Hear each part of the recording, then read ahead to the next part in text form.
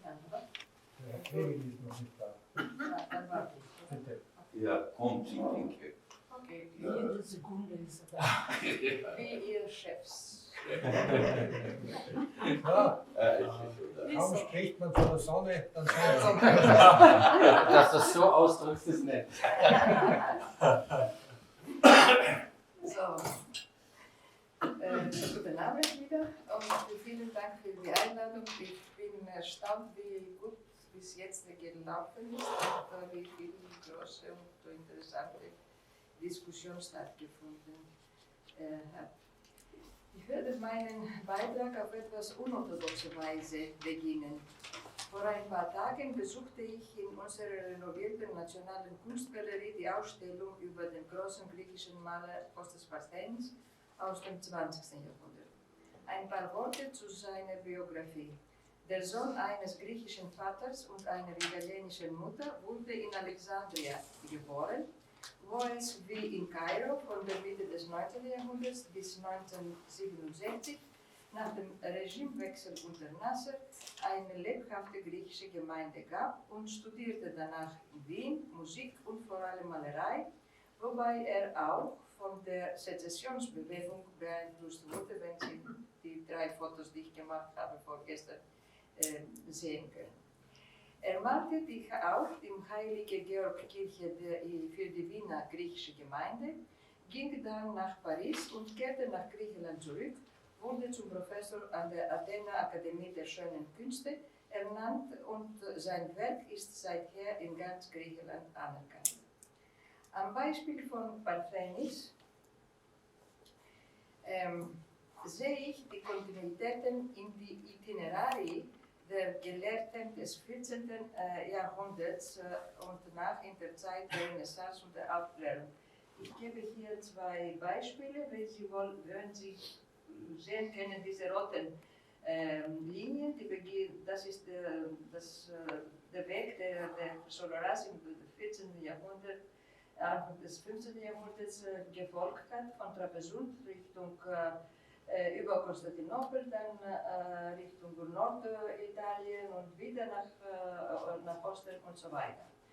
Und dann ist der Weg, den der Revolutionär Rigas Velestilis Ende des 18. Jahrhunderts geführt hat, von Velestino in Thessalien, dann in Zagora im Pelion-Gebirge, dann in Heiligem Athos, dann in Istanbul, Konstantinopel und dann nach Bukarest gegangen und dann nach Wien, wo er am Ende im 1791 und 95, 97 seine Werke, Revolutionswerke veröffentlicht hat.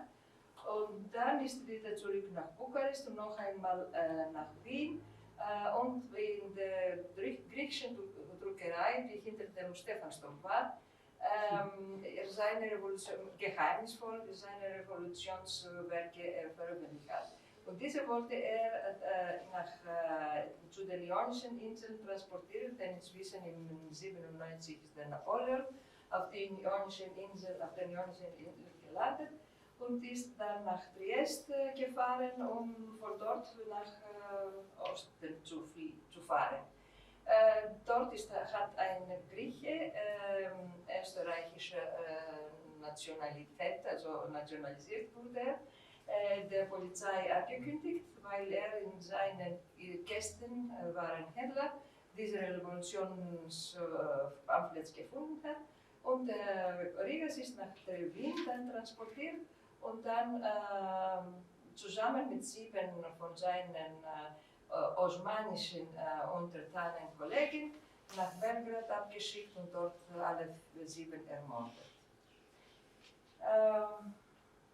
Und zum Letzten zeige ich Ihnen den Weg der Asopios. Der war eine Junge aus Epirus, aus diesem Rameno-Dorf in Epirus geboren und dann nach Napoli gefahren, wo er Medizin studiert hatte Und dann, das war Ende des 18. Jahrhunderts, er lebte Ende des 18. Jahrhunderts, dann bis Anfang des 19. Jahrhunderts.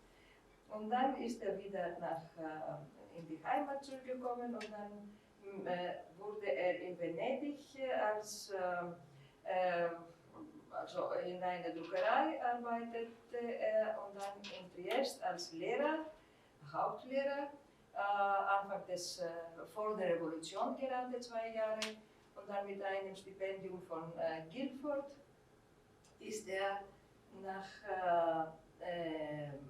Göttingen gefahren und dort hat er studiert und dann nach Berlin und dann nach Paris, wo er nordische-koreanischen großen Gelehrten getroffen hat und dann nach Oxford und dann wieder und dann endlich nach Athen, wo er seinen Platz in der neu gegründeten Universität im Jahre 1837 gefunden hatte. Und dann lassen wir das.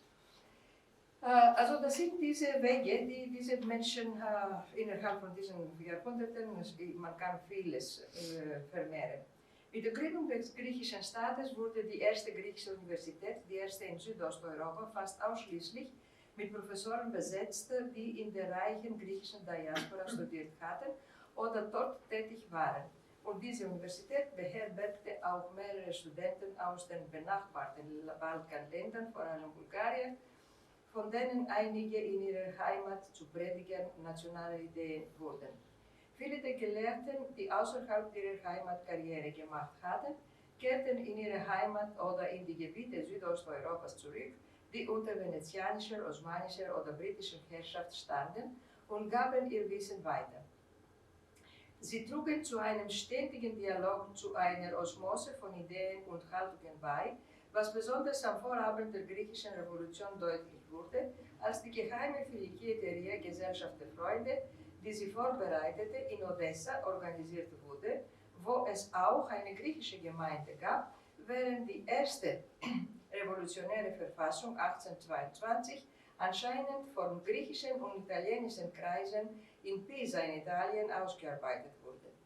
Eine größtenteils kommerzielle Diaspora, hier haben Sie eine Karte mit allen Punkten, alle Städte, wo die griechische Diaspora verbreitet wurde, die sich ab dem 15. Jahrhundert von Venedig, Süditalien und Sizilien, dort aber zusammen mit den Arvaniten, Arberest von Peloponnes und den epirotischen und albanischen Regionen, Livorno, Marseille, Amsterdam, London, aber vor allem in den habsburgischen Ländern, in der Ukraine, Russland, an der Schwarzmeerküste und sicherlich in Ägypten ausbreiteten.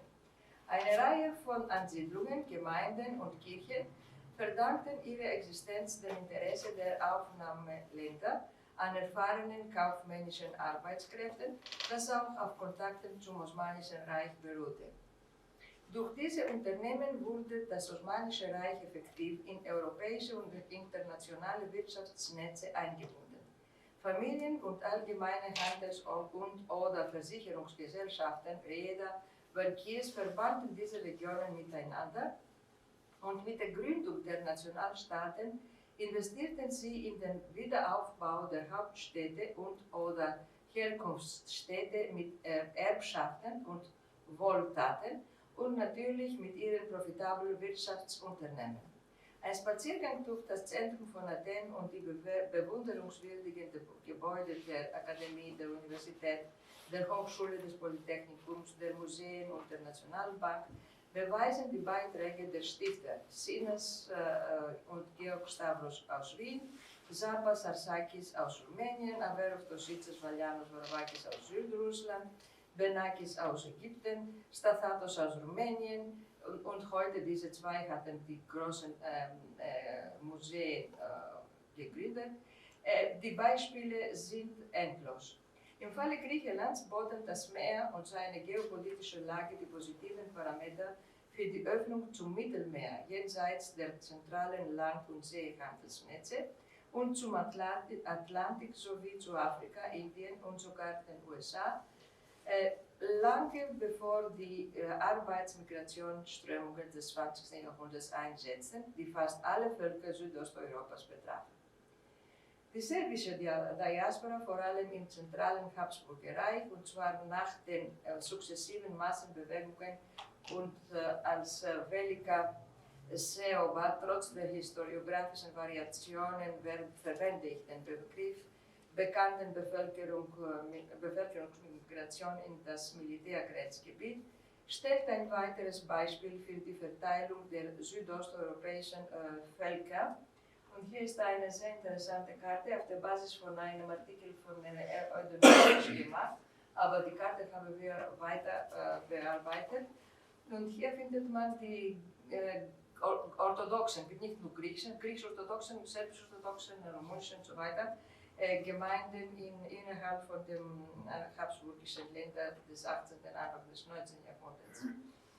Die aufeinanderfolgenden Handelsnetzwerke trugen zur bilateralen Kommunikation mit den serbischen Ausgangspunkten bei, ohne aber zum Aufbau internationaler Handelsverbindungen jenseits der existierenden nach Russland und in die Ukraine hinauszureichen. Als Greci Orientali Griechen nicht unierte, wanderten Griechen, Rumunen, Serben in die Diaspora und lebten vermutlich zwangsläufig unter denselben Kirchen zusammen, da die Privilegien der habsburgischen Obrigkeit nach religiösen Kriterien vergeben wurden und diese im Begriff Grieche, das heißt orthodox Orientale, zum Ausdruck kamen. Interessant für unsere Diskussion ist jedoch, dass in dieser Diaspora und im Zusammenleben immer wieder Beispiele ethnischer Differenzierungen auftauchten. Bereits 1770, also lange vor der Französischen Revolution und vor der Verbreitung nationalistischer Ideen, argumentierten die griechischen Vorsteher der Kirche Sancti Spiridon in Triest, dass sie sich nicht durch das Ius Religionis, sondern durch das Ius Nationis von den Serben unterschieden, um ihr Recht auf Trennung bei der Aneignung der kirchlichen und gemeinschaftlichen Funktion durchzusetzen. Ähnliche Positionen wurden auch von den Serben vertreten. Die Opposition von wir und andere, wenn auch homogen, sind in den meisten Fällen anzutreffen. Ich glaube, dass in der Diaspora durch das Zusammenleben mit Gleichgläubigen und Andersgläubigen sowie durch wirtschaftliche Macht und Bildung das nationale Selbstbewusstsein gestärkt und an die Ursprünge im Osten weitergegeben wird, wie dies auch bei anderen nationalen Bewegungen, bulgarisch, albanisch und so weiter zu beobachten ist.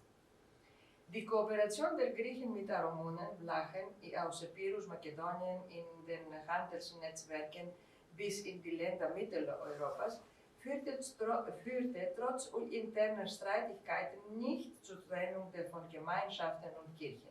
Etwaige Spannungen zwischen Griechen und Rumunen, insbesondere im Fall von Pest, waren zur sprachlichen Differenzierung auch auf Netzwerke rumänischer Gelehrte oder ideologische Tendenzen des wachsenden rumänischen Nationalismus zurückzuführen, wie ebenfalls über siebenbürgische Netzwerke vermittelt wurde. Turczynski hat diese sehr trefflich herausgestellt, aber auch neuere Forschungen haben sie hervorgehoben, Serenidou, Mantouvalos und andere. Die Betrachtung der jüdischen Diaspora in Südosteuropa habe ich für den Schluss aufgehoben und halte mich an das Beispiel von Thessaloniki, The City of Ghosts, wie es in Mark Masauers bahnbrechendem Buch heißt. Am Ende des 15. Jahrhunderts führte die Judenverfolgung zu einer massiven Migration der jüdischen Bevölkerung von der Iberischen Halbinsel in das Osmanische Reich. Dies war die einzige Massenbewegung von Menschen aus dem Westen in das Osmanische Reich in diesem Ausmaß. Der privilegierten Ansiedlung von Juden durch die osmanischen Behörden standen die bereits seit der Antike bestehenden jüdischen Gemeinde, die Romaniotes. Hier wird der Begriff Romnios, Romäer, als Begriff zur Identifizierung, Identität und Selbstbestimmung aus römischer Zeit nicht entgegen.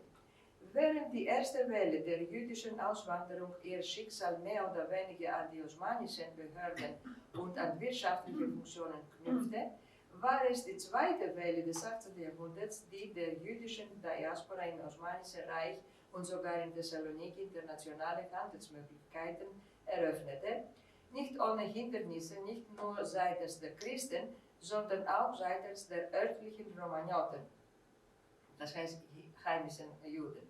Viele der ersten jüdischen Diaspora von der iberischen Halbinsel sahen sich gezwungen, in das Innere des Balkans zu fliehen, insbesondere in die bulgarischen Provinzen, wie Snežka Panova gezeigt hat.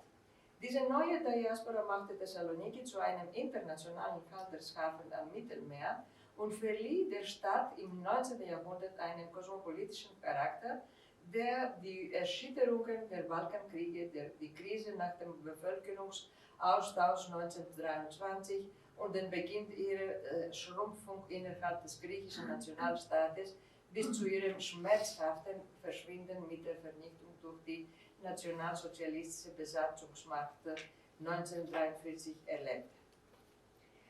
Neben diesen erfolgreichen Karriere der Diasporas, die trotz des anfänglichen, wie es schien, Schrumpfens der Bevölkerung positiv zur wirtschaftlichen Entwicklung der Herkunftsorte der Migranten beitrugen, wirtschaftlich, kulturell, ideologisch, möchte ich auf eine andere Gruppe von Migrationsbewegungen in die Diaspora hinweisen, nämlich die der Arbeitsmigranten des späten 19. und frühen 20. Jahrhunderts, insbesondere nach den Balkankriegen und dem Ersten Weltkrieg. Die kritischen wirtschaftlichen, politischen und militärischen Umstände führten zu einer Migration nach Übersee, insbesondere von Griechen und Völkern des Königreichs 1919, der Serben, Kroaten, Slowenen, das in Jugoslawien 1929 umbenannt wurde, aber auch zu Verfolgungen 1905, 1906 oder zu Zwangsumsiedlung der griechischen Bevölkerung aus den Häfen am Schwarzen Meer führte. Die Arbeitsmigration nach dem Zweiten Weltkrieg, vor allem nach Deutschland und Österreich, Gastarbeiter genannt, meiner Meinung nach ironisch konnotiert, oder die masshafte Arbeitsmigration aus den Ländern des ehemaligen Ostens nach 1989, darunter auch aus Südosteuropa, führte zu einer radikalen Neuklassifizierung der Herkunfts- und Aufnahmeländer. So wurde Griechenland seit den 1990er Jahren zum ersten Mal zu einem Aufnahmeland für Zuwanderer aus einem Abwanderungsland mit allen Konsequenzen für die Bevölkerungszusammensetzung, die wirtschaftliche Organisation und die soziale Neuordnung, die diese neuen Migrationen sowohl für die Herkunfts- als auch für die Aufnahmeländer mit sich brachten. Die Wende 1989 und die Kriege im ehemaligen Jugoslawien, die zeitlich mit dem Beginn der Globalisierung zusammenfielen, führten auch zu umgekehrten Migrationen nach Südosteuropa. Das heißt, die Auswanderung von Unternehmenseinheiten und Einzelpersonen aus West- und Mitteleuropa und Griechenland, die zur sogenannten westlichen Welt gehörten, in Länder, die direkt oder indirekt zur Sphäre der Ostkoalition vor 1989 gehörten. Leider hat sich dieses Bild noch nicht zugunsten der dynamischen Vertreter der lokalen Gesellschaften gewendet, da die Wirtschaftskrise von 2008 zu neuen Wellen von Migrationen auf beiden Seiten geführt hat. Im Falle Griechenlands führten die Wirtschaftskrise 2010-2020 und ihr schlechtes Management sowohl seitens der griechischen Regierungen als auch insbesondere seitens der wirtschaftlich dominierenden Länder, Deutschland, Niederlande und andere, um nur einige zu nennen, zu einem realen Bevölkerungsabfluss von etwa 10% dynamischer, gebildeter junger Menschen, die ihr Studium auf Kosten des griechischen Staates abgeschlossen hatten und nun ihre Dienste in Unternehmen, Krankenhäusern usw. Starken Einheiten der EU-Länder anbieten sollten, ohne dass diese Länder für die Ausbildung aufgekommen wären, und in zweiter Linie in den USA, Australien und Saudi-Arabien. Ähnliche Quoten sind natürlich auch in anderen südosteuropäischen Ländern zu finden, aber dazu verfüge ich nicht über genaue Informationen. Nachdem ich dies für die ältere und jüngere Vergangenheit gesagt habe, möchte ich versuchen, einige Schlussfolgerungen zu ziehen, eventuell mit der Gefahr zu verallgemeinern. Historische Diasporas, ich besitze mich auf die Migrationswellen aus den Gebieten des Osmanischen Reiches in Ländern Mittel- und Westeuropas, aber auch innerhalb des Balkans, haben sich meiner Meinung nach langfristig sowohl auf die Herkunfts- als auch auf die Aufnahmegesellschaften positiv ausgewirkt. In den Aufnahmegesellschaften trugen sie zur wirtschaftlichen Entwicklung und oft auch zur sozialen Bereicherung bei, zum Beispiel Triest-Miskolc, wobei es auch Beispiele für gegenteilige Fälle gibt, wie bei den Protesten in ungarischen Städten gegen die zunehmende Zahl makedonischer Händler und die Gefahr der Marginalisierung der einheimischen Kaufleute. Was jedoch die gleichgläubigen Diaspora-Gemeinschaften betrifft, so können wir, wie bereits erwähnt, aufgrund des aufkommenden Nationalismus nicht behaupten, dass die Koexistenz harmonisch war. Die Gründung von Nationalstaaten, die sich vom Osmanischen Reich lösten, kippte in mehreren Fällen das Gleichgewicht, zum Beispiel die Verfolgung der Griechen in Braila 1905 und im Jahre 1906 in bulgarischen Küstenstädten Sosopol, Varna, Messivria, Anchialos, während das Erstarken der jüdischen Gemeinden, wie im Fall von Odessa, zu einer Feindseligkeit gegenüber den Orthodoxen und daraufhin deren Abwanderung führte. In jedem Fall können die Diaspora-Gemeinschaften nicht als einheitlich betrachtet werden, da sie von den zeitlichen und örtlichen Gegebenheiten und der Dynamik der dominierenden lokalen Eliten und Verwaltungen abhängen. Ich kann behaupten, dass die Diaspora im Laufe der Zeit zur wirtschaftlichen Stärkung der Herkunftsländer, zu engeren Kontakten mit dem Westen oder mit anderen Gesellschaften Mittel- und Nordosteuropas und zur Bereicherung der wirtschaftlichen und intellektuellen Netzwerke beigetragen hat. Die Gründung von Nationalstaaten schuf mehr Möglichkeiten für die Herkunftsländer, sich in die wirtschaftlichen und kulturellen Kreise der Länder der Niederlassung der Migranten zu integrieren. Die neuen Massenmigrationen nach Übersee, sowohl in die USA als auch nach Australien oder gar nach Lateinamerika, stützten sich zwar zunächst auf nicht hochqualifizierte Arbeitskräfte, aber die allmähliche Integration in die Gesellschaft des Aufnahmelandes führte zunächst zur Akkulturation und dann Assimilation, obwohl zu einem ausreichenden Anteil trotz jahrelanger Abwesenheit Elemente der Identität und der Verbundenheit mit den Herkunftsorten erhalten blieben. Der allmähliche wirtschaftlich-soziale Aufstieg ermöglichte auch die Integration in höhere soziale und kulturelle Schichten, die eine Segregation meist nicht zuließen. Ich spreche hier vor allem von der Einwanderer aus Südosteuropa, griechisch-orthodoxe, aber auch armenische und jüdische Einwanderer, denn der italienische Fall, der hauptsächlich Einwanderer aus Sizilien und Süditalien betrifft, muss aus einer anderen Perspektive betrachtet werden. Diese Massenmigrationen entzogen den Herkunftsländern menschliche Ressourcen, was zur Verödung von Dörfern und Inseln führte, aber auch zu ihrer wirtschaftlichen Stärkung durch die Auslandsgriechen, Expatriates und in der Diaspora. Zusammenfassend kann ich behaupten, dass sich die Auswirkungen auf das Gleichgewicht zwischen Auswanderung und Einwanderung die Waage halten, mit Ausnahme der Massenmigrationen der letzten 30 Jahre, die aus verschiedenen Gründen und von denen wir einige genannt haben, zu Umkehrungen geführt haben, die oft nicht mehr korrigierbar sind. Danke.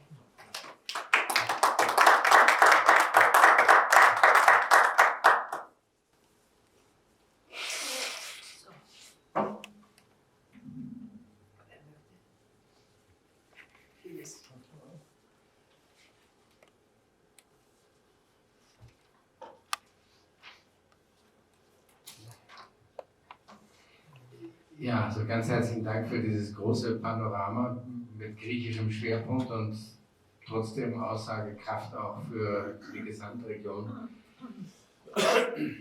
Ich habe eigentlich nur zwei Anmerkungen, die aber, glaube ich zumindest. Das eine ist, das religiöse Moment nochmal hervorzuheben, das ohnehin stark zum Ausdruck kam.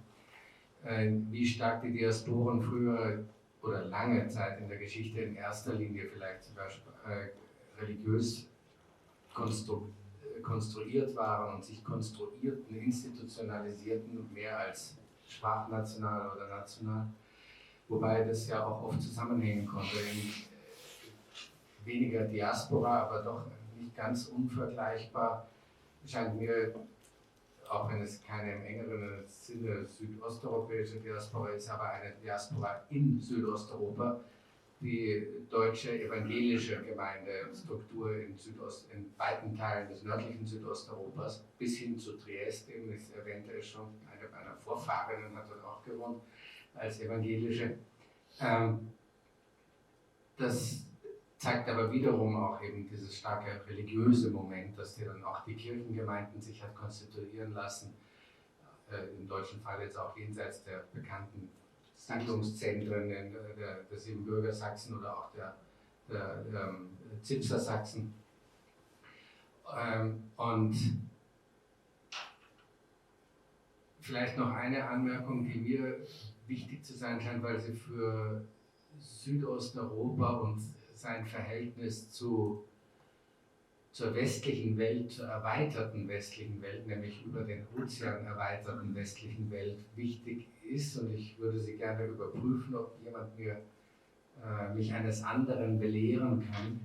Ich würde schon sagen, dass eine der ganz wesentlichen Grundstrukturunterschiede, der oft vergessen wird, die später zwischen dem westlichen Europa und dem Kern Westeuropa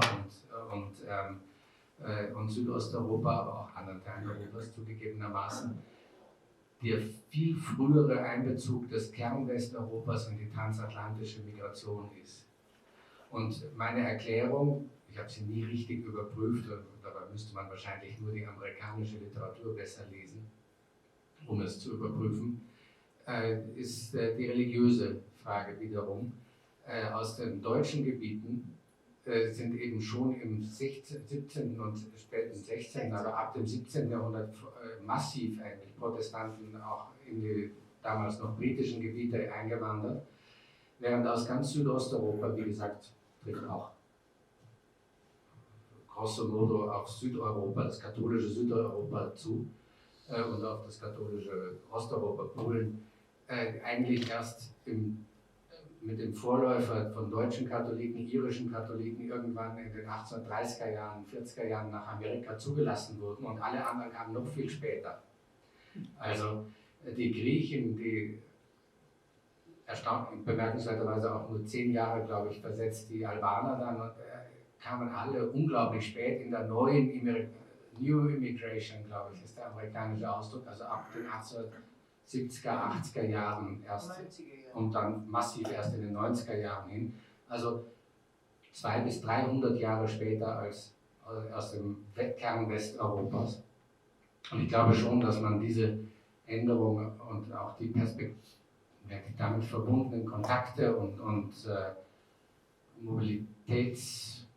mentalen und physischen Mobilitätsmöglichkeiten, denn selbst damals gab es mitunter Rückwirkungen, dann am Anfang wenig wegen der Transportbedingungen, aber doch auch wieder nach Europa, ist, denke ich, ein ganz fundamentaler Unterschied und vielleicht auch wichtig für die Erklärung, warum in Kernwesteuropa der Kapitalismus früher Fuß gefasst hat, weil er transatlantisch war. Viel früher als im südöstlichen Europa. Naja, ansonsten würde ich nur noch unterstützend hinzufügen wollen, aber auch das wurde schon angesprochen, dass die positiven Auswirkungen auf die Nationsbildung entgegen dem Mythos, dass diese Zerstreuung irgendwie negativ sein müsste, für viele Fälle nachweisbar ist. Eben zum Beispiel dann für diese transatlantische New Immigration, Auswanderung eben auch der Albaner, die dort sich massiv in den kleinen Gruppen, die sie waren, massiv nationalisiert haben, ehe es in Albanien eigentlich der Fall war in dieser Breite und dann oft noch rückgewandert sind. Das ist ja auch ein wichtiger Moment. Also wir denken immer, die Leute gingen nach Amerika, aber viele kehrten auch zurück von dort und wir gingen dann manchmal wieder hin. Und also es war wirklich erstaunliche Mobilität. Und Das wollte ich nur noch unterstreichen, dass man eben phasenversetzt zu den Griechen in den Diasporen, wenn man das auch noch Diaspora nennen will, oft solche modernisierenden Rückwirkungen auf die Herkunftsgebiete diagnostizieren kann. Gut, soll ich jetzt oder möchte jemand anderes dazu? Ich danke Ihnen für diese viele Bemerkungen. Ich habe nicht über diese große West-Ost außer der Juden gesprochen, Migration. Ich habe gesprochen über die jüdische Richtung Osmanisches Reich. Ich hatte das, ich habe einen Absatz, aber den habe ich dann unter sich wegen der vielen Seiten.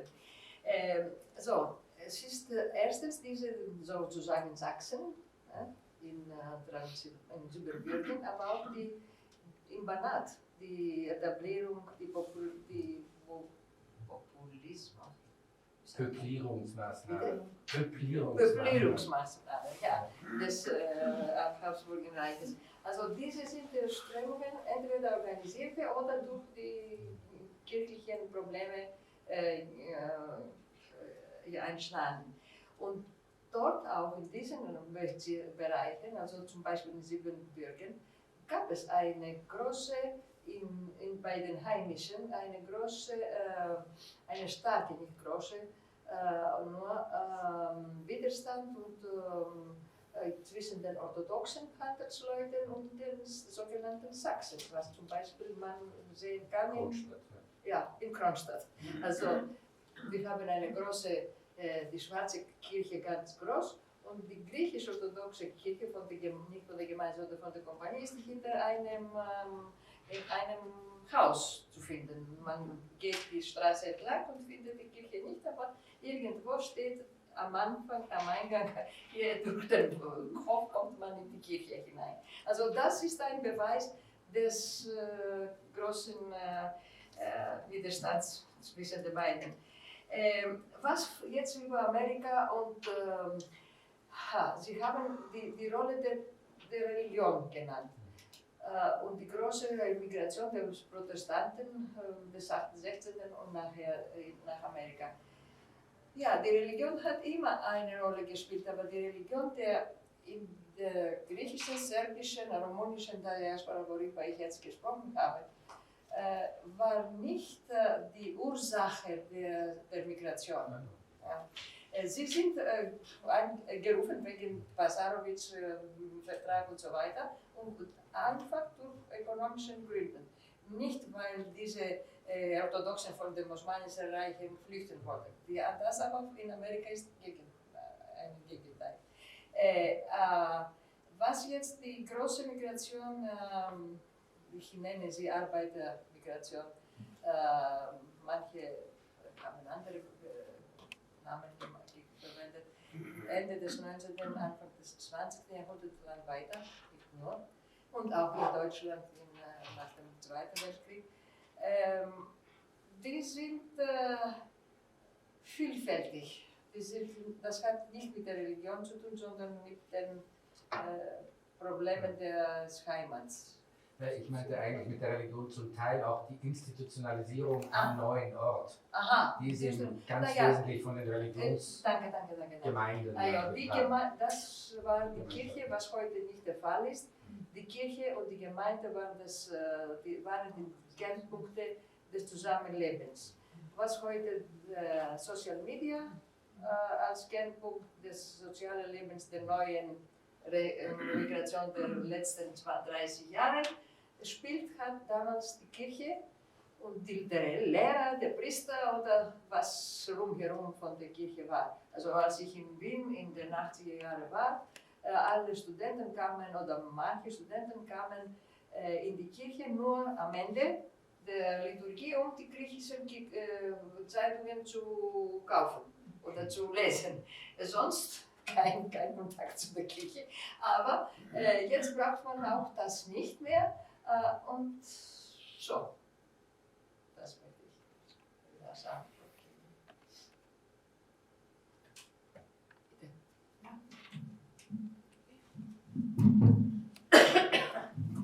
Ja, ich möchte betonen, was was du erwähnt hattest, diese Diaspora-Erscheinung ist immens wichtig für die Gesellschaften, die sich nationalisierten, von außen aus.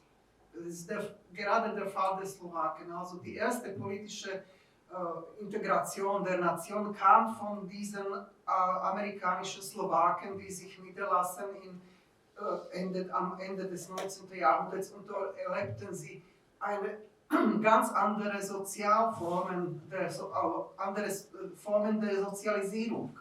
Das ist sehr wichtig, was Sie also gesagt oder gezeigt hatten an allen 3 Fällen, wie sie also wirkten dann weiter für die Heimat- oder Kernländer. Das ist zu verallgemeinern. Also diese Erscheinung, dass diese Diaspora, die in anderen Verhältnissen sich befinden, einen großen Einfluss auf die Verhältnisse zu Hause haben. Das bedeutete, dass die erste politische Zeitung und sowas, die wirklich politische Forderungen gestellt hatten, kamen aus Amerika. Und deswegen ist auch diese Politisierung der slowakischen Bewegung dort entstanden. Das ist allgemein zu betonen.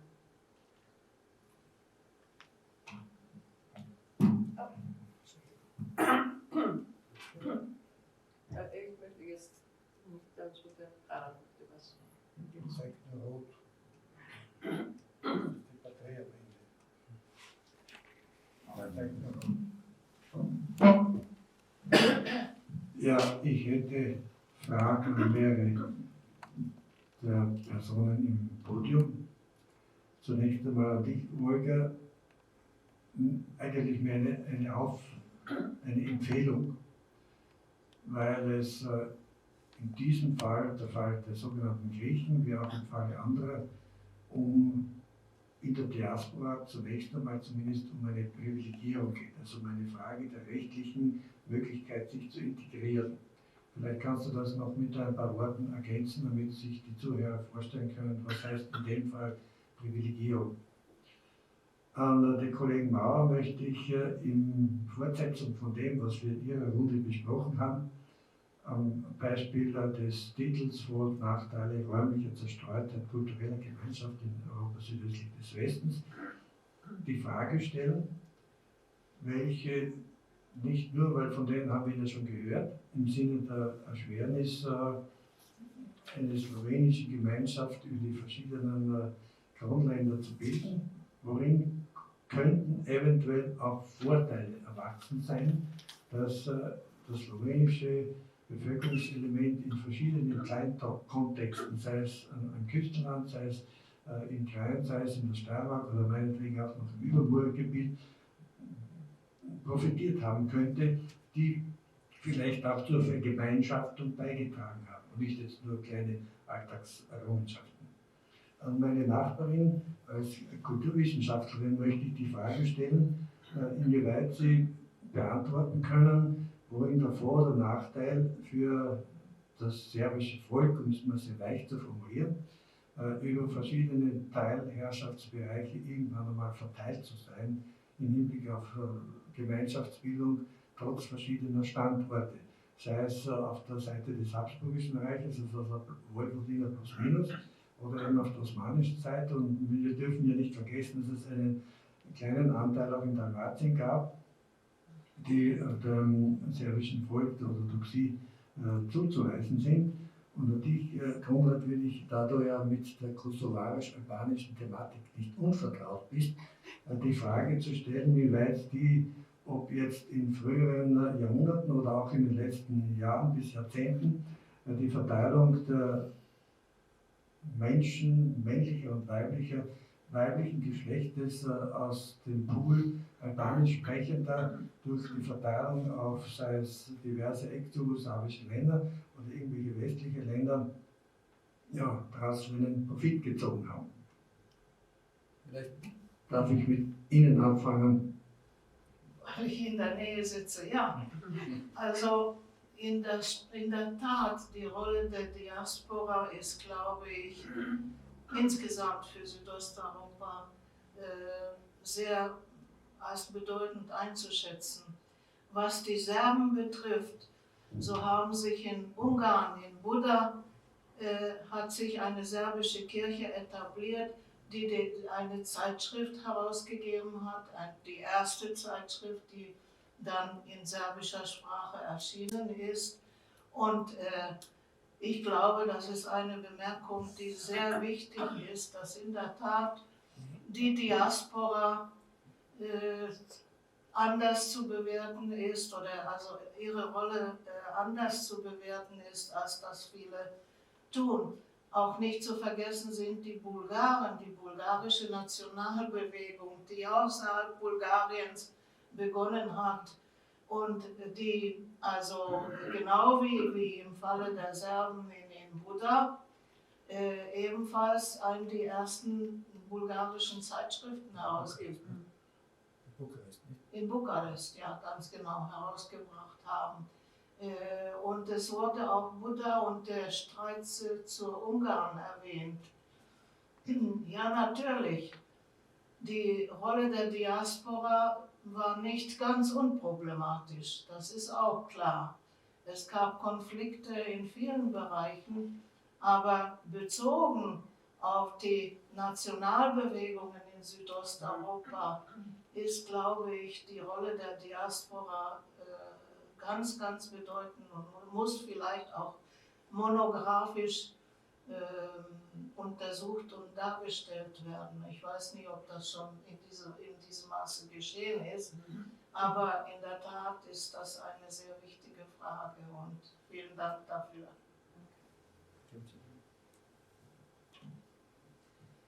Ja, ich würde ganz kurz noch zu der serbischen Frage etwas hinzufügen wollen, nämlich noch einmal vielleicht die Betonung des religiösen Moments, auch dahingehend, dass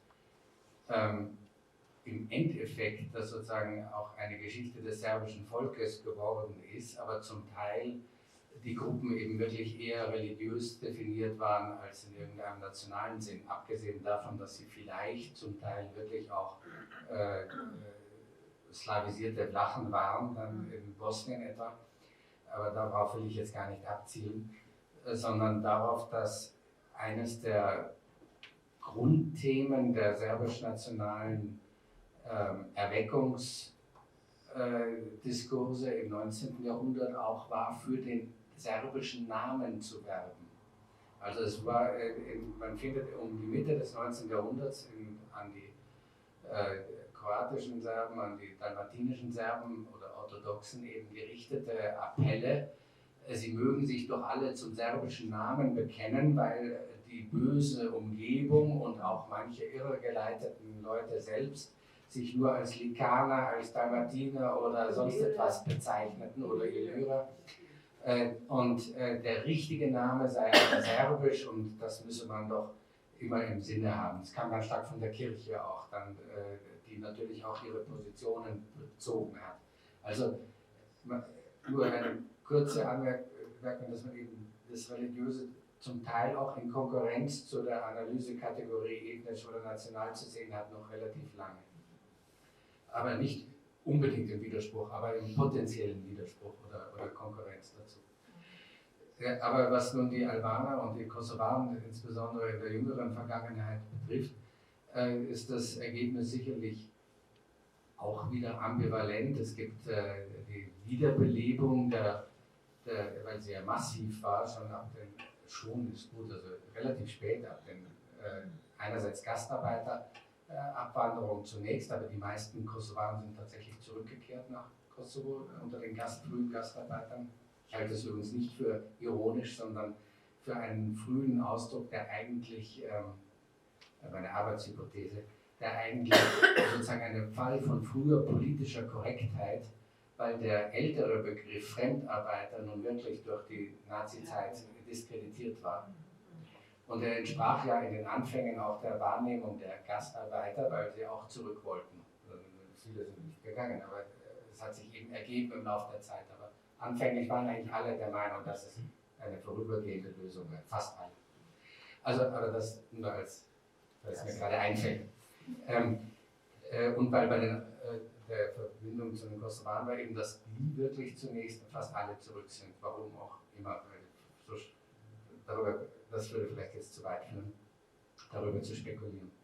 Aber seit den 1980er Jahren kamen eben in großen Zahlen und in den 1990er Jahren vor allem junge Männer in den deutschsprachigen Raum, dann in einer zweiten Welle, die vor der serbischen Armee-Einberufung geflohen sind und auch Geld verdienen sollten, um das kosovarische Parallelsystem, den Parallelstaat mitzufinanzieren und die Familien zu finanzieren in Kosovo in dieser bedrängten Lage damals.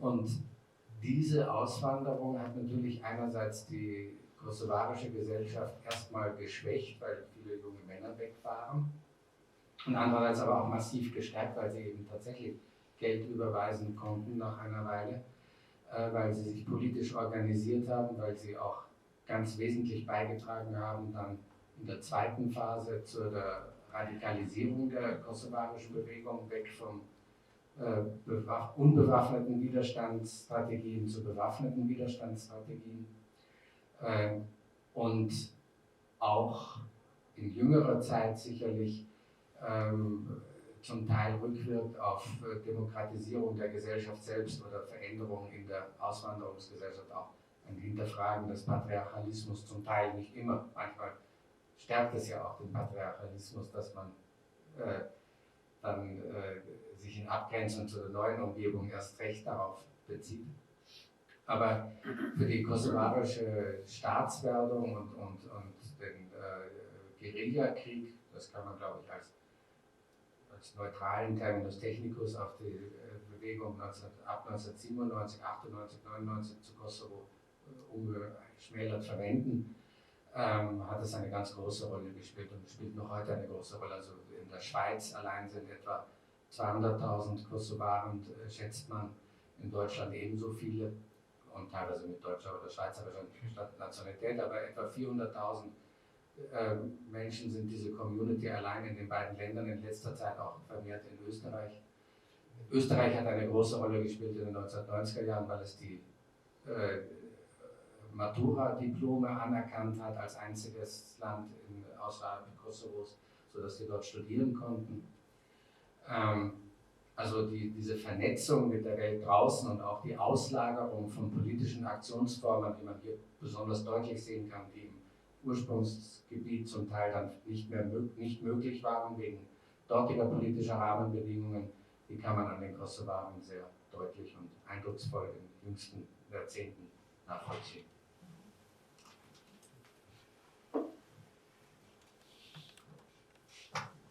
Ja, das ist eine sehr spannende Frage. Also, vielleicht kann mich dann später noch Boris ergänzen, aber mir fällt spontan ein, natürlich war die Lage der Slowenen im Kernland, das heißt in Krajin, ziemlich günstig. Aber man könnte auch so sein wie bei Belarusen, wo gerade der Umstand, dass sie nicht geteilt wurden, zur schwierigen Lage der belarussischen Nationalbewegung geführt hat. Und die Position der Ukrainer, die geteilt wurden, dass sie ein kleines Land, wo sie ihre Sprache und Institutionen entwickeln konnten, in Galizien und einigermaßen auch in der Bukowina, dann doch sich als entscheidend erwies. Natürlich, wahrscheinlich wäre die Lage der Slowenen besser, hätten sie alle in Krajin gelebt. Aber hätten sie alle unter dem ungarischen König gelebt, dann wäre die Situation natürlich eine ganz andere.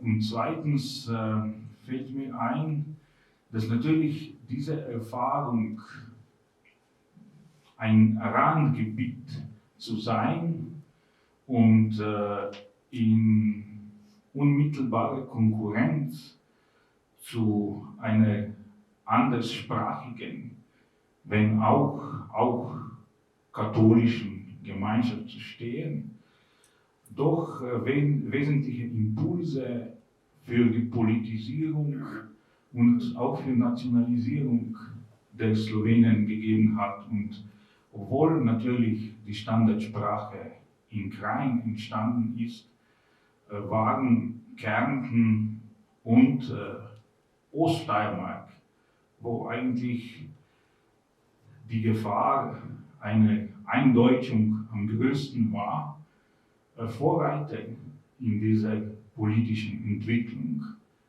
Also zuerst Gailtal und dann Oststeiermark mit Murschetz und den anderen schon zum Teil im Vormärz. Das ist vielleicht ein Vorteil der Teilung. Und dann der dritte Punkt, der mir einfällt, ist Küstenland, wo ein Glücksfall war, dass auch die deutschsprachige Bevölkerung dort eine ziemlich kleine Minderheit war, denn das ermöglichte, da dort auch Staatsverwaltung Slowenien eigentlich begünstigt hat, ermöglichte natürlich eine unvergleichbare, vor allem zu Kärnten und zu Steiermark Entwicklung auch zum Beispiel das erste rein slowenischsprachige staatliche Gymnasium wurde dann in Görz gegründet. Ne? Und das natürlich wäre das anders, wenn ein Teil der Slowenen nicht in diesem Küstenland, wo auch deutschsprachige im Konkurrenzkampf zu den Italienern gestanden haben, gelebt hätten. Und da sind vielleicht einige Punkte.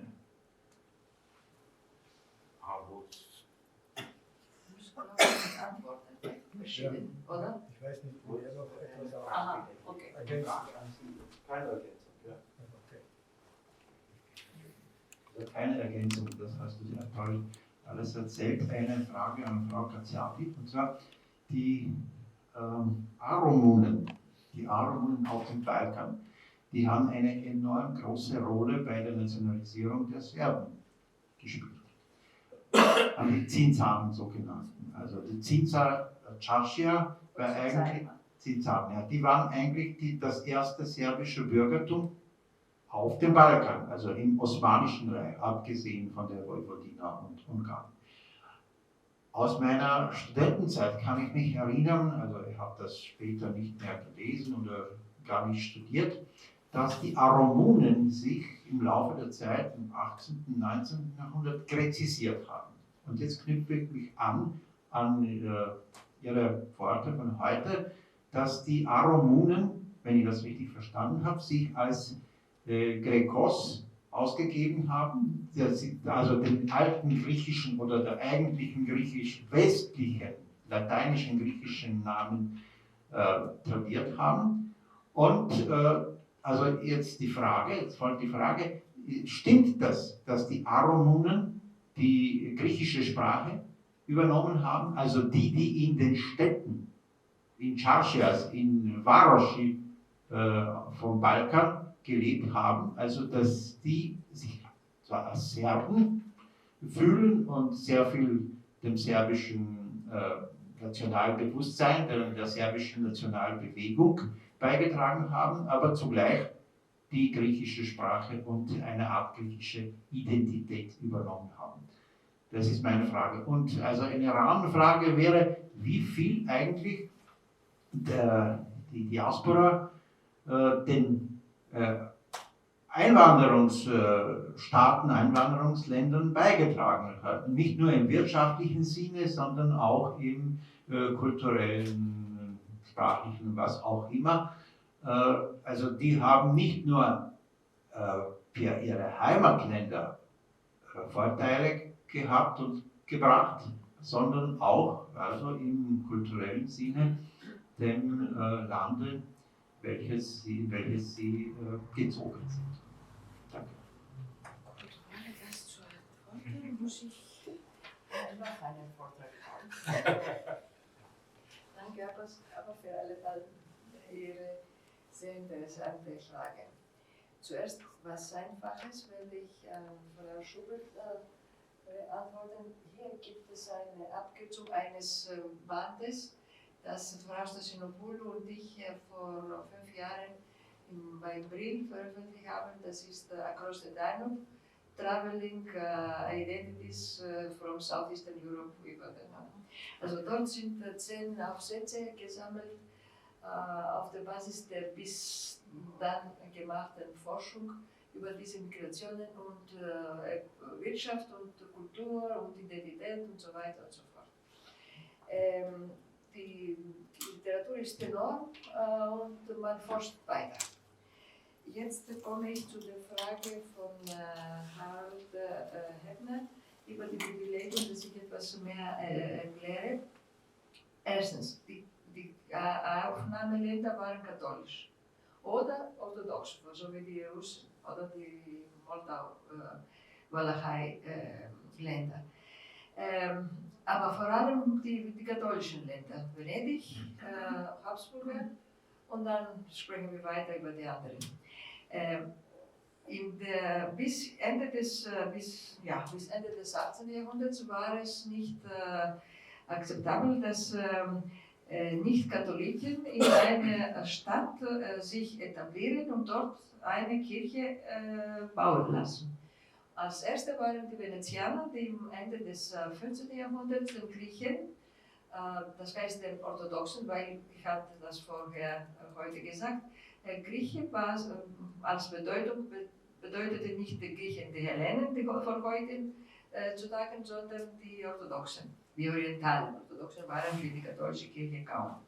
Orthodoxe waren nur die katholische Kirche. Wir alle waren Orientale oder nicht Unierte oder Schismatische, alles das waren wir. Also in diesen katholischen Städten und vor allem in Venedig hat Venedig entschieden, das Recht den eigenen Untertanen. Das heißt, sie kamen aus Kreta, aus Ionischen Inseln, aus Zypern. Das waren ihre eigenen Cittadini. Und sie konnten dann endlich eine Kirche bauen lassen. Am Anfang waren zusammen mit den sogenannten Serben, Sklaven. Und dann waren getrennt und dann waren allein und auch waren Stradioti, albanischstammigen oder griechischstammigen, es ist eine andere Geschichte. Also dort haben sie in Venedig das Privilegium bekommen, eine Kirche zu etablieren und dann eine Confraternity. Dasselbe ist gewesen in der Habsburger Monarchie vor den Toleranzdikten von Josef II. Und das ist das Merkwürdige. Trotz des Widerstands, des Gegenstands vom Papst, hat Maria Theresia das Recht gegeben, den Griechen in Triest 1751, den Griechen Orthodoxen immer, eine Kirche zu etablieren. Und dann waren zusammen Griechen und Serben, Illyrier.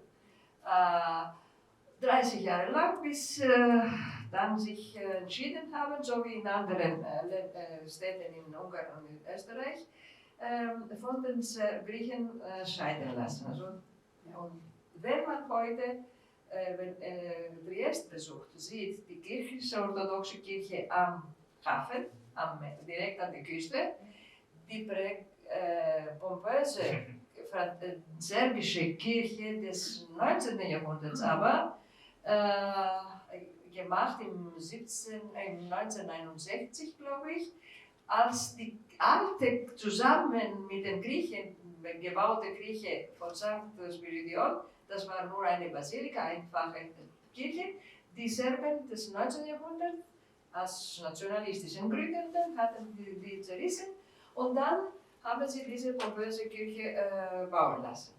1861, oder? 1861, ja, da habe ich 1761, Entschuldigung, ja, 1861, okay, man hat sich verstanden.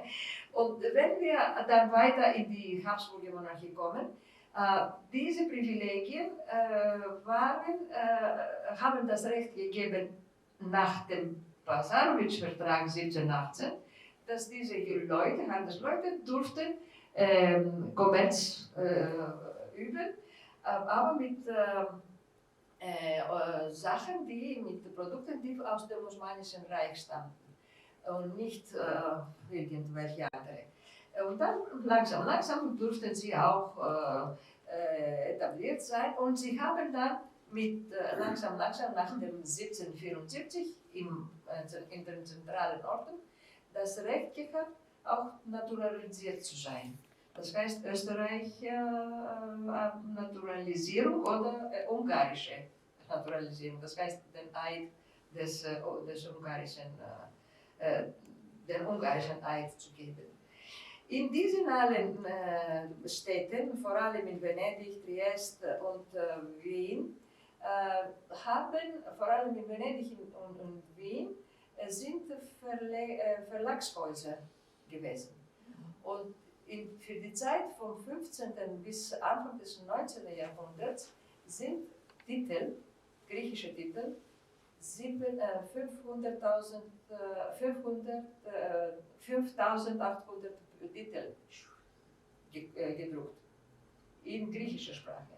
Nicht Aristoteles und solche Sachen, das sind nur mehr oder weniger waren religiöse Bücher, aber ab dem Anfang des 18. Jahrhunderts schon wissenschaftliche Bücher. Und Grammatik und Zeitungen und Zeitschriften und so weiter. Und in diesen Verlagshäusern waren auch serbische, cyrillische Bücher veröffentlicht und dann auch in Wien und Buddha und so weiter.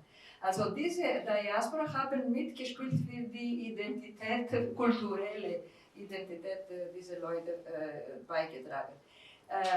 Was jetzt auch Russland, also Ende des 18. Jahrhunderts, Katharini hat die sogenannte Manifestum den Orthodoxen gegeben und für die Etablierung neuer Städte, das heißt in Odessa, Sevastopol etc.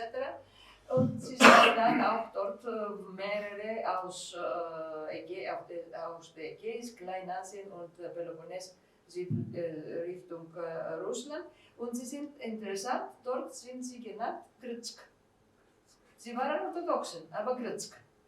Sie selbst in den Akten nennen sich Romni, das heißt Römer. Also das sind diese verschiedenen Termini, worüber wir einen großen Band vor 5 Jahren veröffentlicht hatten, Helene, Greco und Romios.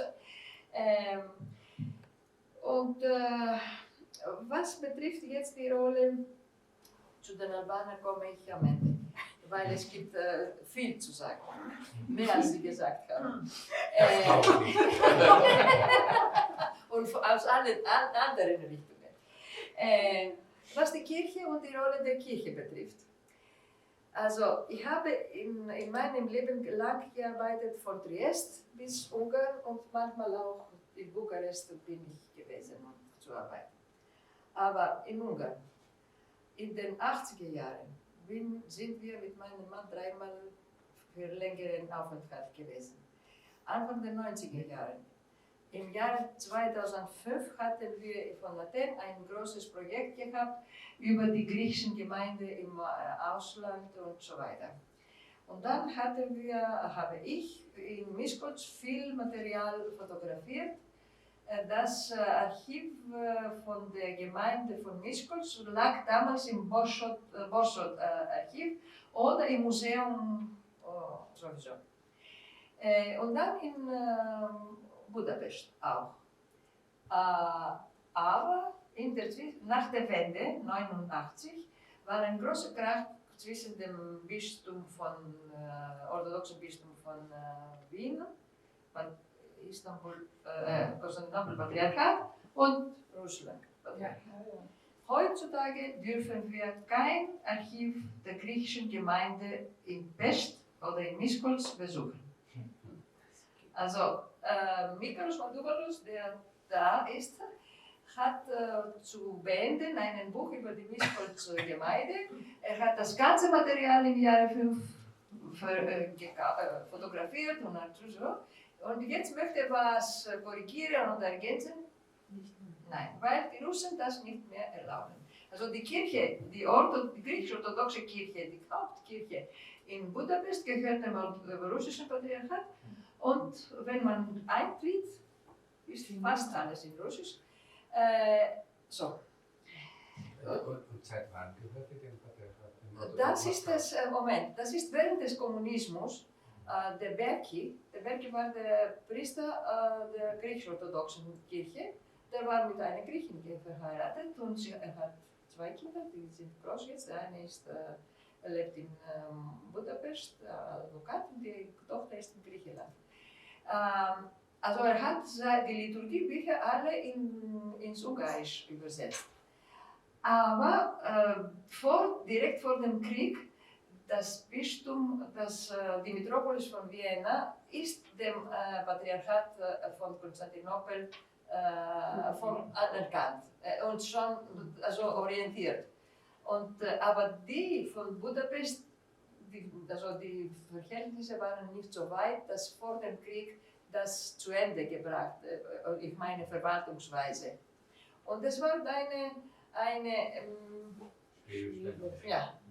Und diese Schwäche ist durch die kommunistische Zeit von dem Patriarchat von Moskau anerkannt. Nach der Wende war ein großer Fehler von der Metropolit von Vienna. Der konnte mit der sogenannten Gemeinde, der existierenden, aber die waren ganz wenige Leute, in Budapest eine Vereinbarung machen, dass sie sich das Recht wieder zu haben, das Possessionsrecht, wie sagt man, wieder zu haben. Ja? Und das hat er nicht gemacht, er ist nur ganz kräftig gegen diese neue Schicht gewesen. Und der Erfolg ist, das Ergebnis ist, dass heutzutage gibt es nur eine griechische Kirche in Kecskemét. Das ist nicht der Fall für die Serben. Die Serben haben eigene Kirchen, sie haben ein Bistum gehabt und so weiter. Es ist viel zu sagen, aber ich möchte euch nicht jetzt mehr behalten. Albaner und Migration. Die albanische oder arabische Migration hat eine große Rolle für die Gründung des nationalen Staates und den Nationalismus, wenn wir über albanischen Nationalismus sprechen können, Anfang des 20. Jahrhunderts oder Ende des 19. Jahrhunderts. Woran liegt es? In Sizilien und Süditalien sind diese zahlreichen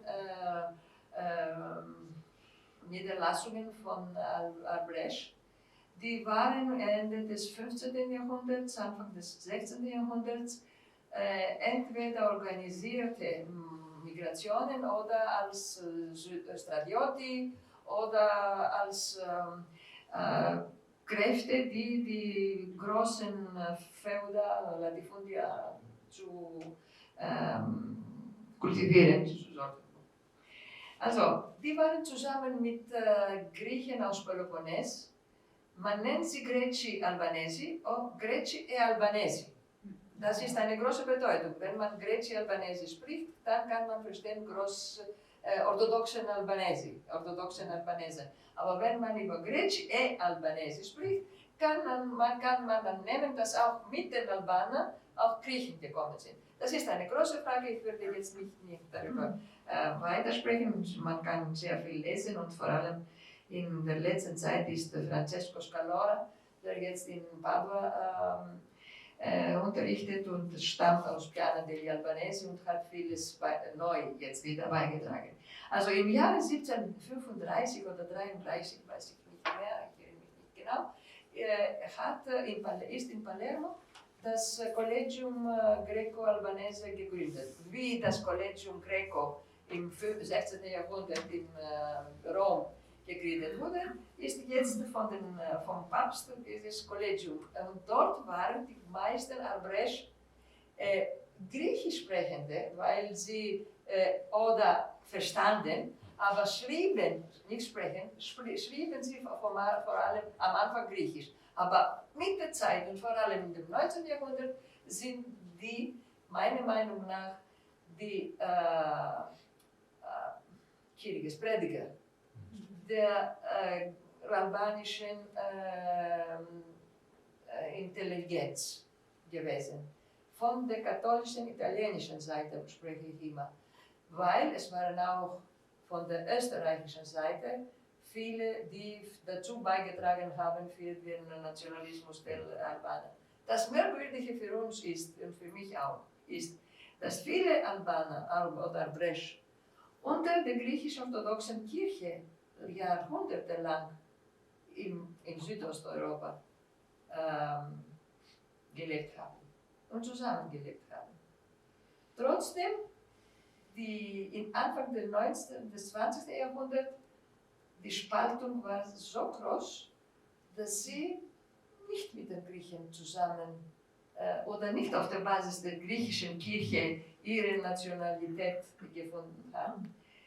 Die Hauptsache meiner Meinung nach ist auch, also eine Erklärung kann man auch finden dafür in dieser Geschichte, dass die Religion bei den Albanern sehr wenig geschätzt, nicht so eine große Rolle gespielt hat. Und so sind sie beeinflusst von verschiedenen Strömungen und so weiter, deshalb kann ich nicht mehr jetzt viel sprechen. Und jetzt komme ich zu ihren Zinzari und unseren Aromuni und so weiter. Also die Aromuni haben privat Aromonisch gesprochen. Die aromonische Sprache war nicht schriftlich, war nicht geschrieben, also verschriftet, bis Anfang des 19. Jahrhunderts.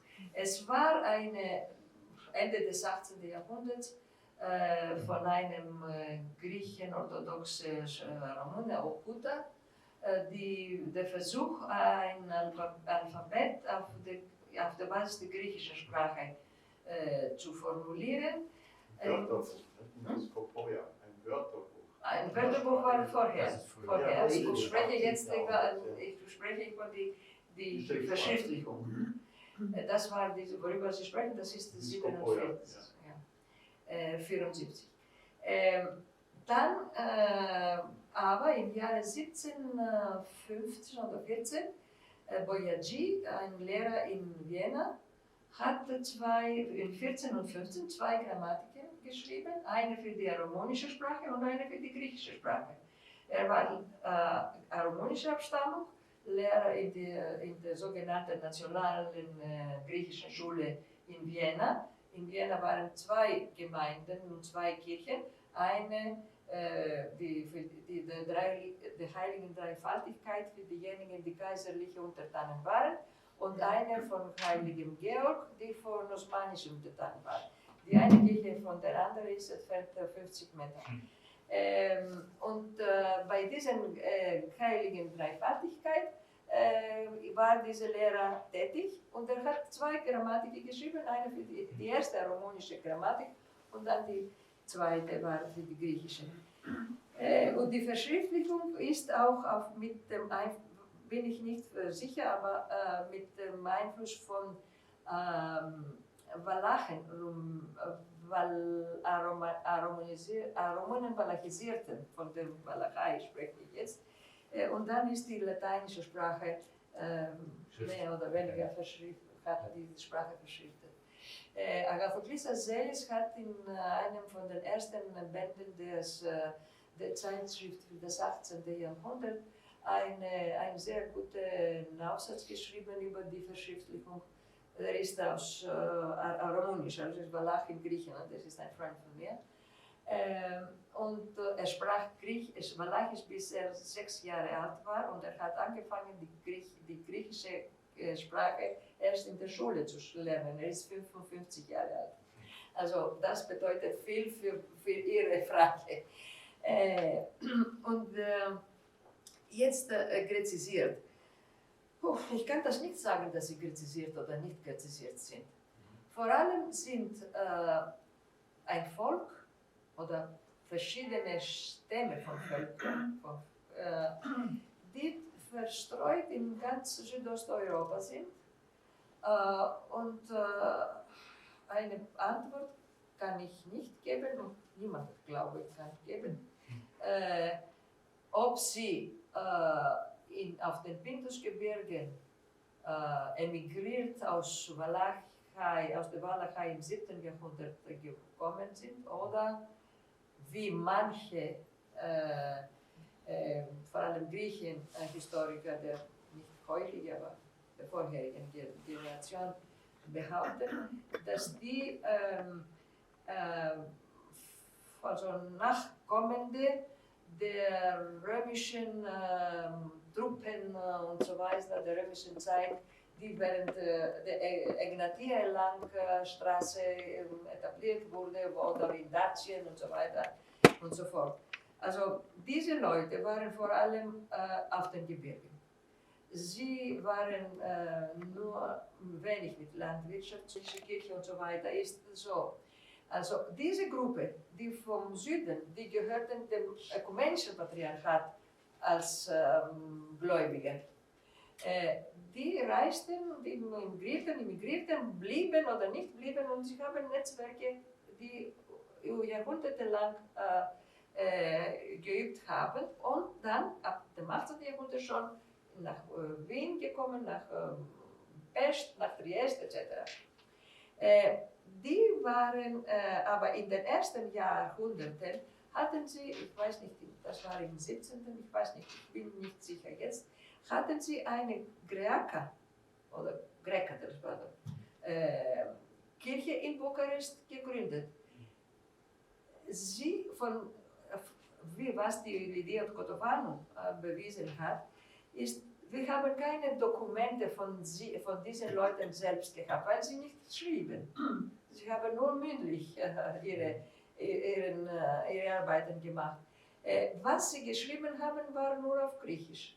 Und die Liturgie war auch auf Griechisch. Auf Griechisch war die Liturgie auch auf den Pindusgebirgen. Dass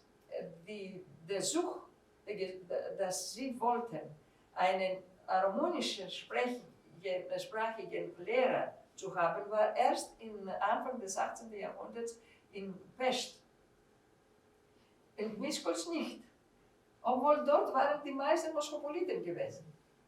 Sie haben dort auch eine Schule etabliert. Eine Griechisch, aber wir wollen auch ab und zu, wir wollen auch die walachische Sprache unserer Kinder lernen, ist in den Statuten. Also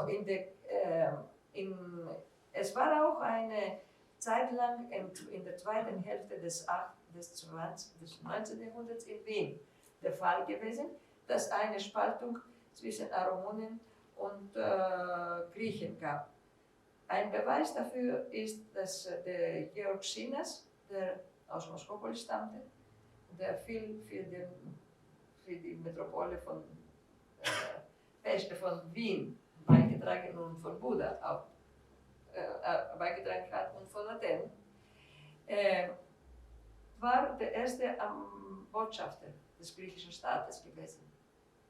Und er ist als Vorsteher der heiligen Dreifaltigkeit der Kirche der kaiserlichen Untertanen für die griechische Seite gewesen. Und er war derjenige, der wenn wir heute Fleischmarkt besuchen und sehen wir den Eingang von Heilige Dreifaltigkeit, das ist auf der Basis seines Geldes gemacht. Und die waren überzeugte Ungarn, aber auch überzeugte Aromonen. Und also in Ungarn gibt es viele Denkmäler, die Aromonen hinterlassen haben. Und natürlich auch woanders. Was ich jetzt schreibe hier ist der Helleno-Serbo-Orthodoxes, weil hier das sind hellenisch-serbisch-orthodoxen und dann hätte ich auch aromonisch ergänzen, aber dann Richtig. Übrigens sind auch viele geadelt worden durch den österreichischen Kaiser. Das sind das auch. Dumba auch. Geld hat er immer gebraucht. Naja, sicherlich. Dummer auch. Also Dummer, der das Musikverein gebildet hat, auch, ist auch aramonischer Abstammung. Ja. Übrigens, Karajan, der bekannte, er soll ein Er ist Aramun. kein Aramun, er ist aus Kozani. In Kozani waren nicht so viele Aramunen. In Siyat ist das schon, aber nicht in Kozani. Karajan war. Armenien. Armenien. Karajanis. Karajanis ist der Name. Karajan ist abgekürzt. Ja.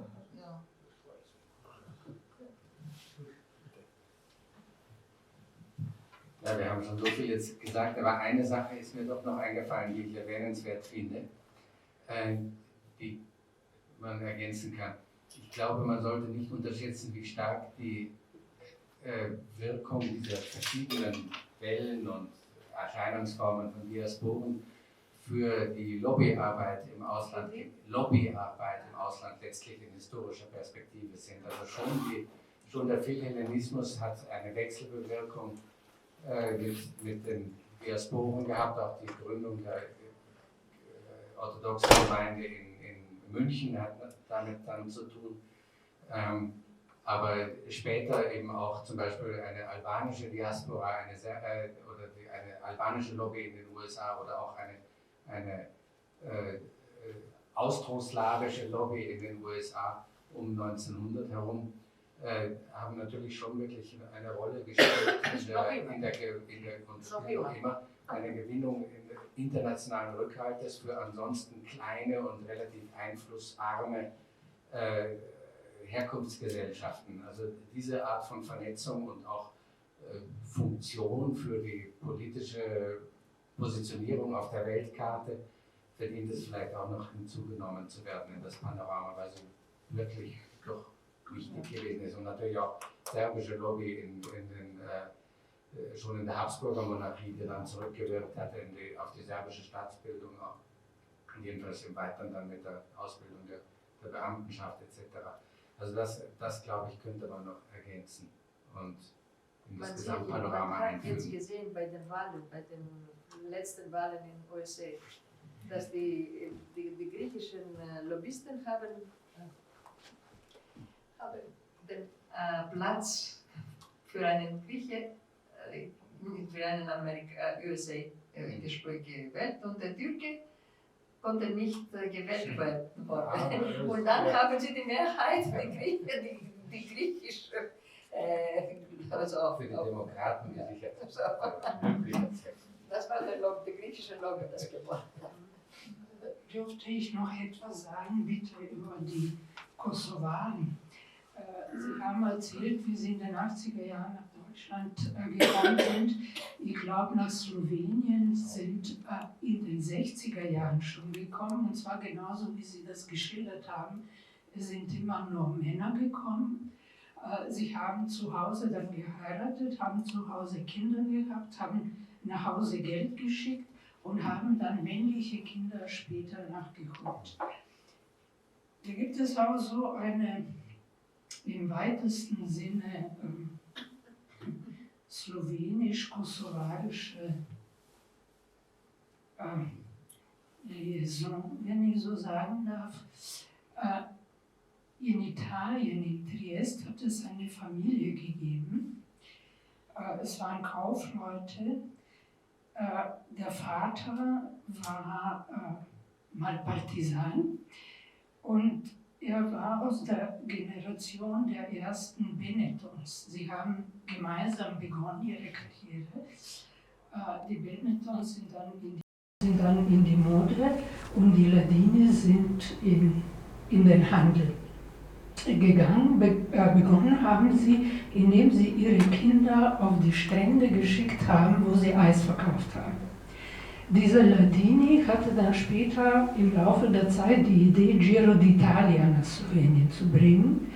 Und das ist ihm gelungen, ich schäme mich zu sagen wie, und zwar indem er zu Ribicic, mit der Ribicic gekommen ist. Und mit der Ribicic, das war so ein Parteibonze, Geheimpolizei, Osna, UDBA und so weiter. Und zwar, der war strikt dagegen, dass Italiener jetzt hier herumfahren, am Bison so entlang und so. Und da war das Argument, der Papa Ladini ist doch Partisan. Es wurde genehmigt. Da kam zum ersten Mal dieses Giro d'Italia nach Slowenien. Und da gibt es eine andere Geschichte. Diese Ladinis haben Beziehungen zu den Kosovaren hergestellt und haben ihnen, wenn ich das recht erinnere, Ende der 70er, Anfang der 80er, 1980er Jahre Waffen verkauft. Und das ist aufgeflogen. Und als der älteste und wie es hieß, der schönste Ladini-Sohn mal nach Jugoslawien, sprich Slowenien, gekommen ist, wurde er verhaftet. Und aufgrund dieses Waffenverkaufs hier im Gefängnis gehalten. Dann ist er während eines Ostersonntags aus dem Gefängnis entwuschen und verschwunden. Er hatte dann Jugoslawien-Verbot. Eine Zeit lang durften diese Ladinis hier nicht mehr tätig sein, wurden dann später tätig.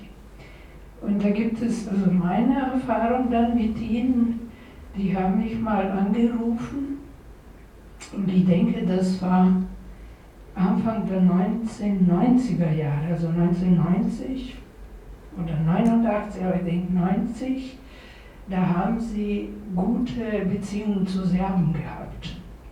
Und da gab es ein serbisches Mädchen, das bei ihnen in der Firma in Triest gearbeitet hat. Und sie wollte mal, also die wollte der Vater, der in Belgrad saß, bei uns in Slowenien studieren lassen. Und da rufen die mich an und da fragen sie, wie sollen sie das anstellen? Ich habe gesagt, anstellen was? Ja, dass dieses Mädchen hier studiert und zwar wollte sie, wie wir das spöttisch genannt haben, an der Leibacher Sorbonne studieren. Das war für die Fakultät, Fakultät für organisatorische Wissenschaften hieß sie damals. Und da habe ich gesagt, ja, die soll hingehen, sich immatrikulieren lassen und der sagt, nee. Wir wissen, man soll schmieren. Aber wir wissen nicht wie. Sollen wir Geld bringen, Prosciutto bringen? Wie soll ich das anstellen? Ich sage, um Gottes Willen, das geht doch nicht, wir nehmen sowas nicht an. Ich sage, doch, ich habe gesagt, ich arbeite hier an der Leibacher Universität und das wird nicht angenommen. Ja, sagt er, vielleicht an deiner Fakultät nicht, aber dort funktioniert das. Dann habe ich gesagt, also tut mir leid, habe keine Ahnung, wie das funktioniert und hier haben wir dann dieses Gespräch beendet. Lobbyarbeit. Darf ich? Also ich habe den Eindruck, dass wir einen sehr reichen Tag hinter uns haben, mit verschiedensten Informationen ausgestattet sind, zahlreiche Notizen gemacht haben oder Gedächtnisleistungen erbracht haben, die vielleicht erst später zum Tragen kommen werden. Von Verschriftlichung war heute ja schon mehrfach die Rede.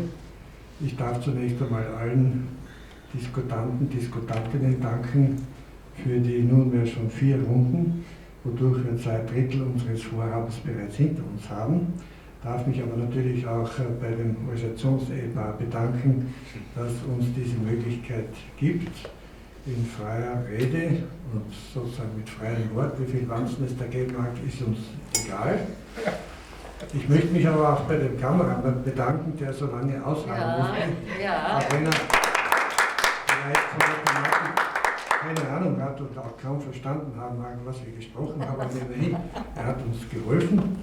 Ich wünsche nun noch einen angenehmen Abend. Wir werden noch nähere Instruktionen bekommen und darf darauf verweisen, dass wir morgen wieder 9 mit der 5. und mit der 6. Runde. Zunächst von Eva Kowalski uns die Schlussapotheose, die dann Konrad Kleving servieren, in neue Runden und in neue Höhen der Erkenntnis gelangen werden. Dankeschön. Jürgen, nein, kann ich.